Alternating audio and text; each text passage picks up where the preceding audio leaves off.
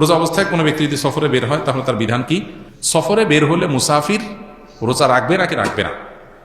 সফরের দূরত্ব যদি হয়, মুসাফির যদি হয়, এই ব্যক্তি রোজা রাখা বা না রাখার ক্ষেত্রে স্বাধীন। শরীয়ত তাকে রোজা রাখতে বাধ্য করে না। তবে যেই রোজা সফরের কারণে রাখা হবে না, সে রোজা রমজানের পরে রেখে দিতে হবে এবং এর কারণে তার কোনো গুনাহ হবে না। আল্লাহ বলেছেন, ফামান কানা মিনকুম মারিদান আও আলা সাফারিন ফাইদ্দাতুম মিন আইয়ামিন উখরা। যে ব্যক্তি অসুস্থ হবে, সফরে থাকবে, তার অন্য সময় রোজা রেখে দিলে সেটা তার জন্য রোজা হিসেবে যথেষ্ট হবে। তবে কেউ যদি সফরে তার কষ্ট না হয়, স্বাভাবিক, তাহলে তিনি রোজা রাখবেন, রাখতে পারেন, রাখা ভালো।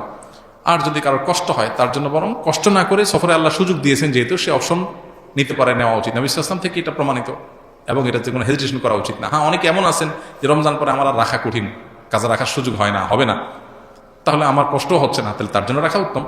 কিন্তু সফর অবস্থায় শরীর আমাদেরকে রোজা রাখতে বাধ্য করে না। আমরা চাইলে রাখতে পারি, চাইলে ভাঙতে পারি, কিন্তু যেটা ভাঙবে সেটার বিনিময়ে যতগুলো ভাঙবে ততগুলো আবার রমজানের পরে রেখে দিতে হবে।